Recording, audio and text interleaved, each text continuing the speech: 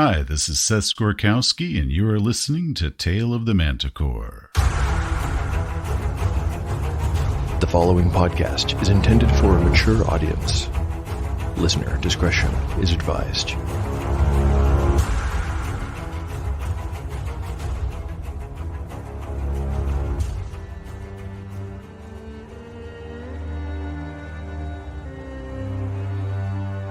Welcome back to Tale of the Manticore, Season 2.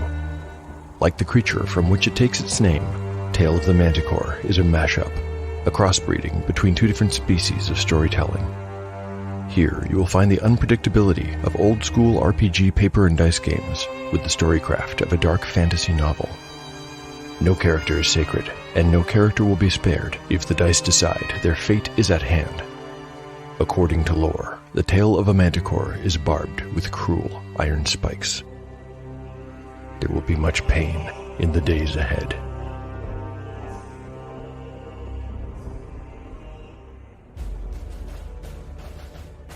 Last time on Tale of the Manticore. The last chapter begins with the party members standing around an upright barrel in an empty warehouse. They're trying to decide on the best course of action to find success in their latest mission. The job? They need to somehow get the royal jester, Briar Patches, free of the city and then escort him safely to Lord Rabbit's friend in Nepule. The problem? There's a citywide manhunt already underway. What's more, Silmoral is under lockdown, and with the arrest and certain interrogation of the clerics of the Church of the Sacred Flame, the authorities will have descriptions of all of the party members. They will also, sooner or later, become aware of the companions' involvement in the debacle at Bertram Square during the King's 3 days of blood and justice, and the business concerning the false holy symbol, and the quest to retrieve the Silverthorn blade, which they still carry with them. If Dungeons & Dragons had a mechanic to measure heat, I think the companions would have a score that was off the charts. Ironically, they could use some literal heat to help with their escape plan. They've decided to exit the city through a small smuggler's channel in the Rosedale district. Their biggest problem isn't that it's frozen over. Shawnee has discovered that the ice is thin enough to break. The biggest problem will be the unavoidable crawl through the icy water that fills the channel. There's a very real danger that the trip through it, and the exposure they'll have to endure afterwards when they emerge, could be fatal.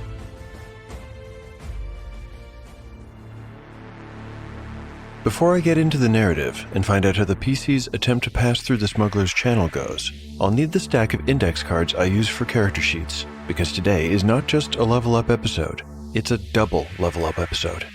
Oh boy, I can hardly wait. Jace is about to reach level 4, while Catsbane will attain level 5. I'm going to work through them in that order, too. Jace is already a very tough fighter with 26 hit points, but I get to add a d8 plus 1 for his constitution bonus. A roll below 4 will min out as usual. The roll. A 2. Ah well, it still ends up a 5 after the min out and bonus. His new total then is 31. I really can't be unhappy about that, right? Let's see if there will be any luck with stat increase rolls. Strength. Jace currently has a strength of 9. This is probably why he never took to blacksmithing. Will it go up today? A 6! Yes, it will. He goes up to a more respectable 10 in this score, and I am smiling from ear to ear. Next up is intelligence. A 5. Wisdom? I've got a 4. Dexterity is next. Another 5. Constitution. A 2. Charisma. And a 4. Well, despite the fairly average results of this level up, I'm still really satisfied, and I feel that Jace is coming along nicely. He also gets an increase in his basic attack bonus, going from a +1 to a +2, and that's nothing to sneeze at. Now it's Catsbane's turn. This level is a big deal, because level 5 is where magic users get their first 3rd level spell. But first things first, hit points. A d4, unmodified. The roll. 3. Well, that's actually pretty good. Catsbane goes up to 15 hit points. Stat increase rolls are next. For strength. A 6. Okay. Hey, does that remove his penalty? Alas, no. He will still suffer a -1 penalty to attack rolls. Given the lifestyle he and the others have been leading, it's not too surprising to see that he's toughened up, though. It makes good sense. Has he gotten any smarter? Rolling for intelligence. A 3 on the die means he is not. Wisdom.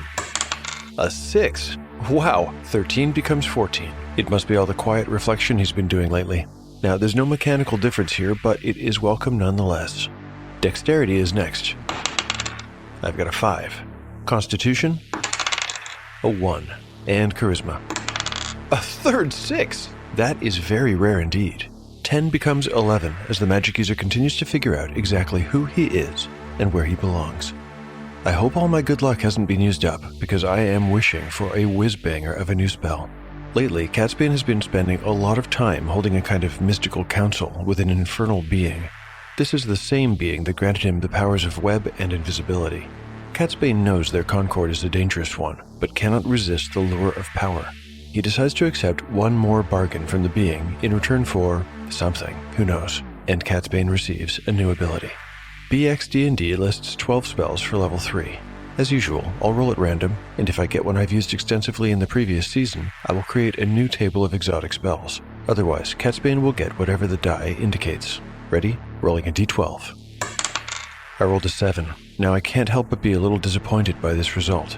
Still, the roll is the roll. The spell he receives is Infravision. It allows him to see in the dark up to 60 feet and lasts for a full day. Since it's his only 3rd level spell, it's safe to say that unless he's somehow prevented from casting it, he always will as part of his morning routine of study. I won't bother to list it on the party status updates. It can be assumed from now on to always be in effect, and who knows, it might become extremely important at some point in the future. Certainly it makes a great deal of narrative sense. I mean, night vision is a very appropriate gift from an infernal entity. In retrospect, I don't see Catsbane as having to trade anything especially valuable for this. It's probably an outright gift from the being as it tries to win him over. Before we get to the narrative, I want to make it clear that for the sake of this game, Infravision is simply the ability to see in the dark, like a cat. It does not provide a heat map or grant the ability to see through walls or see things that are invisible or anything like that. Oh, there's one more thing before I end this section. Jace and Catsbane are not the only ones who level up today. In Tale of the Manticore, advancement proceeds for NPCs the same as for PCs, and so today Romola will reach level 7. I won't work through that advancement at this time. It makes more sense to wait and see if we even hear from her again. Okay, with that all said, it's time to join our PCs and see how they're getting on. Chapter 43, Part 1, Day 120, 1 hour before dawn. Party status: Yellowfly, 30 of 30 hit points. Shawnee, 22 of 22. Jace, 31 of 31. Catsbane, 15 of 15. Spells available: Catsbane has memorized Magic Missile, Burning Hands, Invisibility, and Web. Is anyone going to tell us why this man is so important? Asked Jace, referring to the hooded and shivering new addition to their number. Why are we supposed to risk freezing to death over him? Here, he hooked a thumb sideways at the royal jester without even looking him in the eyes. Briar Patches shrank back a little, but did not otherwise react. Yellowfly was not presently interested in discussing it. We'll have time to talk about all of that later, Jace. Let's go. Always later, eh? This is no time for a pissing contest. Now take the rope from Catsbane and up you go. Yellowfly was shivering from cold. To be fair, he'd been outside an hour longer than anyone else, having had to fetch their current charge from Lord Rabbit's estate. Although he still had the huge gap between his teeth and the big brown eyes, Briar Patches no longer looked anything like a child. In fact, he looked like an old man, a frightened and tired old man. His big eyes were now islands floating in dark hollows, and heavy bags hung below them. He looked like he hadn't slept in a week. In truth, he barely had. Jace grunted and waved his hand around in the gloom, unable to properly see the rope Catsbane proffered. When he found it, he pulled himself up the wall and then went down on the other side. They only had the one rope between the 6 of them, so Shawnee had gone up first and was straddling the top of the wall, pulling up the rope and tossing it back down after each of them had gotten over. Once they're all over the wall safely, the PCs will face the first truly dangerous part of their plan.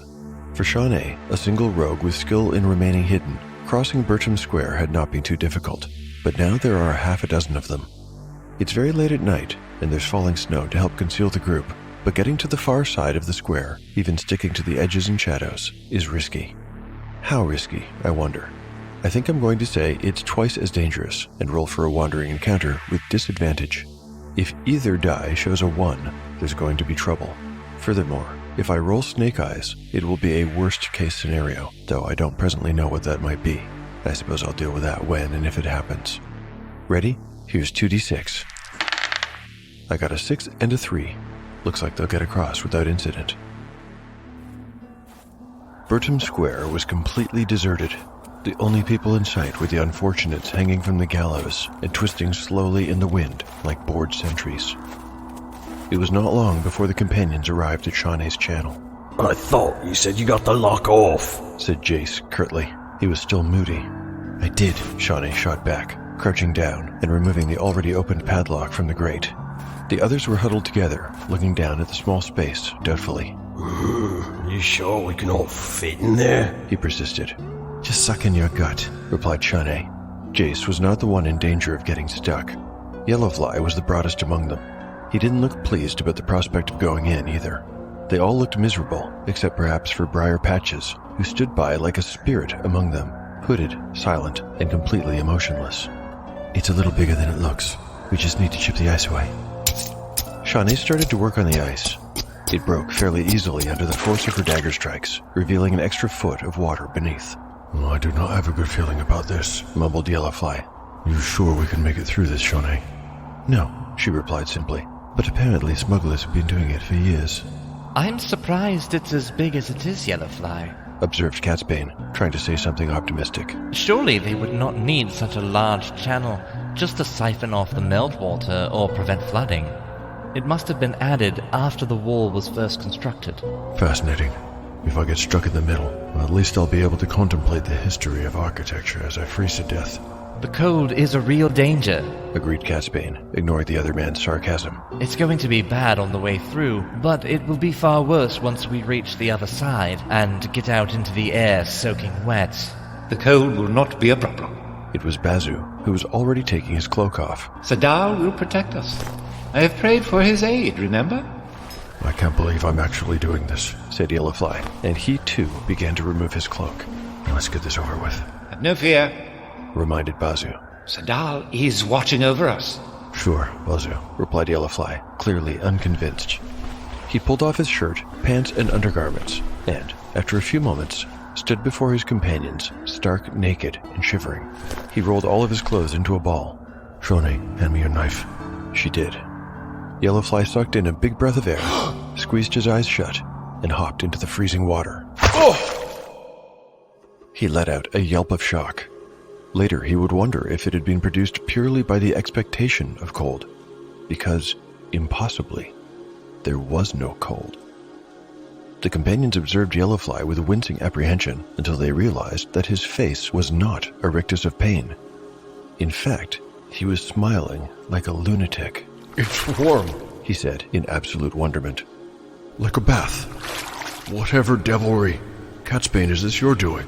Catsbane shook his head back and forth. I told you, said Bazu, smiling as he pulled off his shirt. Sadal is watching over us. The Dungeons & Dragons Podcast UK presents The Secrets of the Silver City. Join us for a homebrew actual play fantasy adventure in which our would-be heroes set out on a mission across the plain of Innistrad on a mild, grimdark yarn. With information to gather and answers to find, their path leads them through many unexpected twists and turns, meeting some amazingly colourful characters along the way. Starring Cuin Digremont, the plucky paladin. Oh!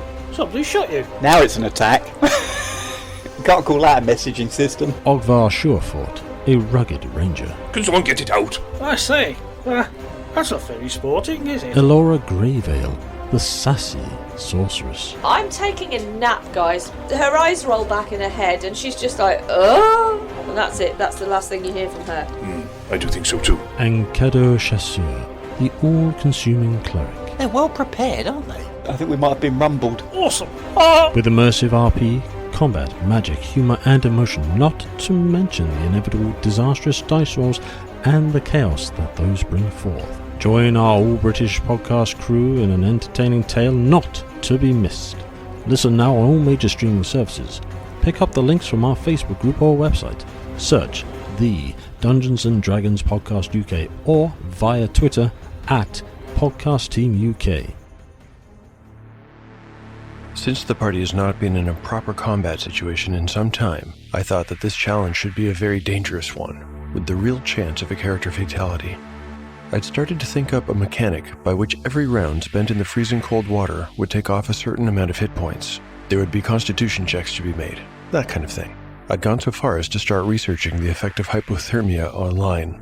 Then I had a sudden notion, and, after a quick visit to the Old School Essentials SRD website to look something up, I found that, well, I'll just read it to you. Resist cold. Duration, 6 turns. Range, 30 feet.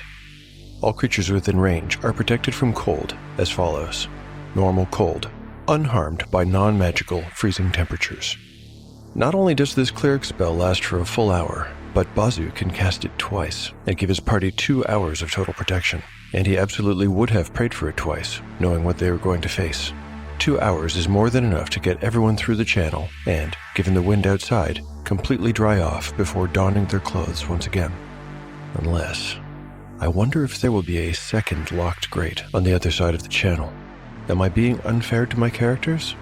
Nah, it makes enough sense that I should at least roll for it. What are reasonable odds? 50-50? That sounds about right.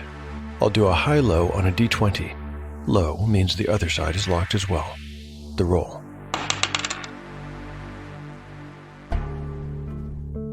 Chapter 43. Part 2. Day 120. A little before dawn. Party status. The party status is unchanged. The channel was narrow with rough and unevenly cut stone walls. It was fairly level, but the headroom started to diminish the further in they got. Whatever stonemason had cut this channel must have realized that, in cutting through 20 feet of stone, there was no need to make the path any wider than was strictly necessary. Even without the shrinking headroom, and even without the people crowded in behind him, it would have been claustrophobic. At one point in the middle, the space between the surface of the water and ceiling shrank to a mere 8 inches, and Yellowfly was forced to dunk his head, submerging entirely to pass through while holding his bundle of clothes aloft. It was also very, very dark. Panic might have easily overtaken any of them, but the warmth of the water filled them with wonder and a sense of the divine. Sadal really was watching over them, and the fear that any sane person should have felt crawling through the cramped channel simply did not come. Yellowfly emerged into air and sucked in a breath. He chipped away more ice, broke it off, and peered ahead. There was a dim light at the end of the channel in the shape of a flattened rectangle. As he broke away even more ice and inched further along, he saw that there was a grid pattern in front of that light, and his heart sank. Would they have to turn back? A splash behind him told him Shawnee had just passed through the same middle section where the ceiling was lowest. He relayed to her what he saw ahead, and, with great difficulty, she managed to squeeze by him, their naked bodies pressing hard into each other as she passed. A little more effort of breaking ice and pushing forward got her to the grate. Fly, there's a lock on this side too. This was, in fact, something of a relief. It was better than an unopenable iron grate in any case. Yellowfly heard the sounds that indicated the others had passed through the pinched narrow center of the channel, one by one. Before long, all 5 of them were queued up behind Shawnee, hoping she would be able to defeat this lock as well, and trying not to think of what would happen if she should fail.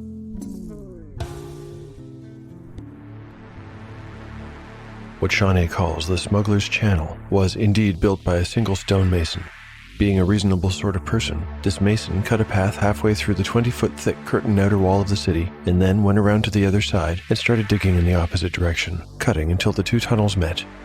This is the method that, if one was careful with their measurements, I think would take the least amount of work, and this explains why the channel pinches in the middle and flares out slightly at either end like a bow tie.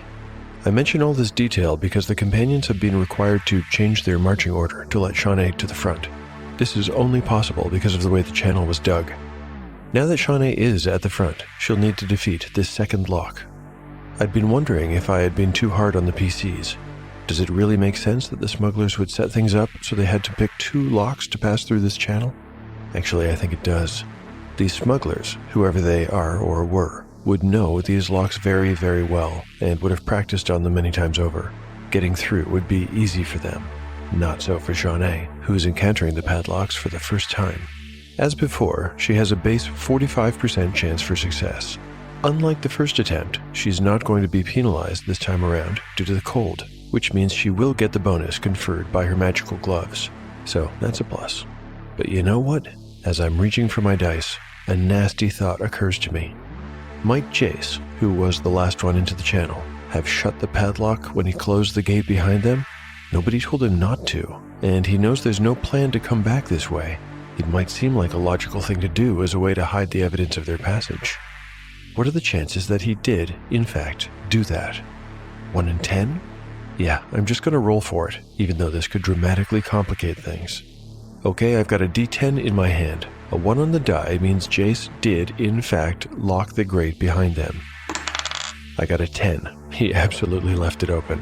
Hopefully that won't end up hurting him in the future. Anyway, right now I need to roll another time for Shaunae's attempt to pick the second lock. She needs a 55 or under on D percentile. Rolling. Uh-oh. A 64. Well, at least I can confidently say that things could be worse. That said, Shaunae cannot defeat the lock, and after everything, the companions might be forced to turn back unless I can come up with some other solution.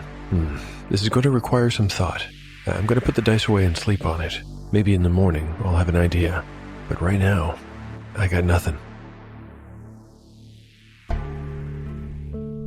After a time, Shaunae put her tools away in defeat and turned around with an apologetic expression on her face. She simply said, "I can't do it." Yellowfly, crestfallen, looked around in the dim channel, trying to make out the expressions on his companions' faces. Catsbane was right behind him. He could see the young mage's eyebrows were furrowed in frustration. In front of him, Shaunae was a silhouette against the bright rectangle of the outside world. There's nothing for it. We'll have to go back, he muttered. Try to find another way. There were audible groans from his companions, and they were just about to return when Catsbane blurted out, Wait, I might have an idea. I really don't know if it can work, but it may be worth a try. I'm willing to try anything, said Yellowfly. What's your idea, Catsbane? It's a bit hard to explain, and like I said, it may not work, but somehow I think it will work. I'll need to get up in front of Shaunae, though, and have a look at that lock. With considerably more self-consciousness than Shaunae had felt, Catsbane made the necessary moves to get past the two in front of him. First grinding by Yellowfly's coarse nakedness, and then trying to pass by Shaunae's small, hard body without touching it, and failing completely. Catsbane's cheeks were flushed by the time he reached the grate, and his face felt hot. But he found what he was looking for. The padlock was tight enough against the iron bars that he could wiggle it so that it laid flat and sticking out, with the keyhole facing up. He gathered some spit in his mouth and then let it fall from his lips directly into the keyhole. Next, and with considerable trouble and awkwardness, he unbundled his pack and retrieved something very, very small. This he stuck into the keyhole so that it sat amongst his saliva. What Marith is going on up there? Jace's rough voice in the gloom behind him. Shh. Catsbane knows what he's doing, came Yellowfly's quiet admonition. Does anyone have anything in their packs made of, tin, by any chance? Nobody did, but Jace said, My belt buckle was made of pewter. Would that do? As the son of an ironmonger, Jace knew that pewter contained a lot of tin. Yes, pewter. Yes, that should work. Could you pass it up to me? I'm afraid you won't be... Well, we'll have to get you a new one. Jace didn't reply audibly, but after a few moments, fumbling with his bundle of clothing, passed his belt up the line. Very good, mumbled Catsbane to himself. He used his dagger to cut the buckle free of the leather, and then dropped the strap into the water. Then he placed the buckle directly atop the padlock so it covered the keyhole like a lid.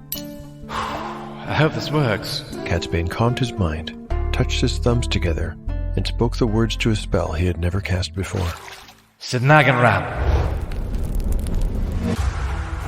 Thanks so much for listening to Tale of the Manticore.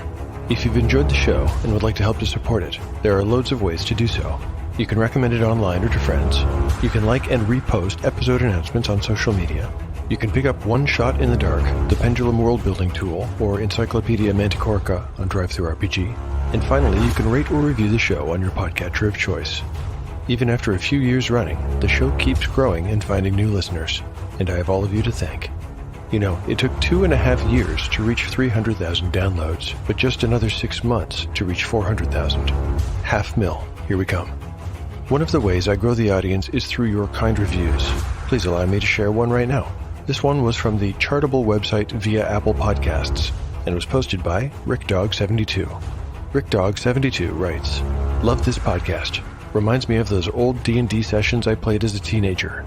The dark and gritty reality and the death around every corner feel keep me engaged and wanting to listen to just one more. Brilliant. Thanks a million, RickDog72. I'm very grateful to you for taking the time to write that. I'm thrilled that my pod has that just one more quality.